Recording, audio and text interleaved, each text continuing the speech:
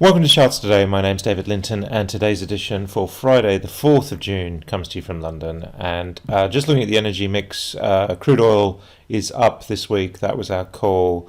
We were pretty much neutral the rest of the mix, and we've seen today we've got emissions lower and gas and power lower. So we're just seeing a little bit of a mixed picture there. We'll come back and look at that before we end the session. So first of all, looking at the bigger events in the market, we've got the dollar rising quite sharply. We saw yesterday a big move there, that daily candle. This is my weekly, my daily, and my 60-minute chart, the long-term, medium-term, and short-term views of the market. And so we're seeing that dollar strength just kicking in. And euro weakness, as a result of that dollar strength, so euro dollar is weaker, sitting at 121, and short-term bearish below the clouds. Sterling actually holding its own against that weaker dollar. It was at 142. We are shorter-term bearish, but this morning we are flat against the dollar. And looking against the euro, we're sitting at 116.50.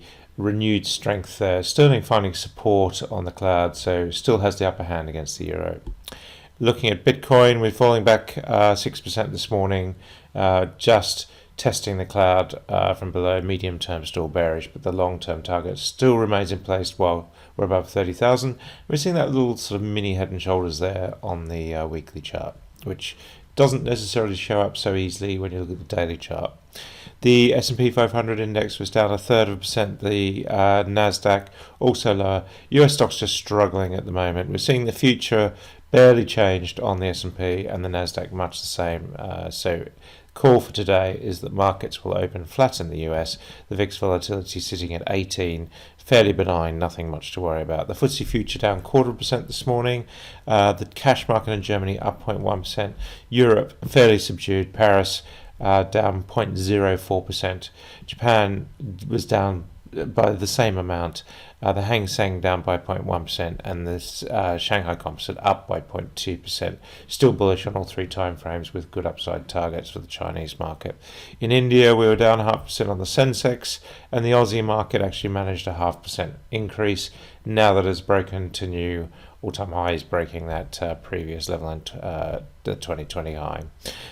So if we look at the soft commodity mix, we've got wheat up 0.5%, corn up over 1%, soft finding support and pushing higher again.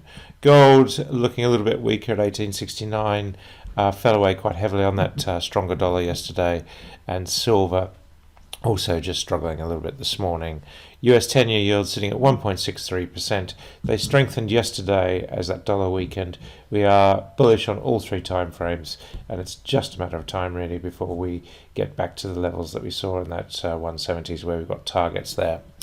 Taking a look now at the energy mix, we talked about Brent crude going higher.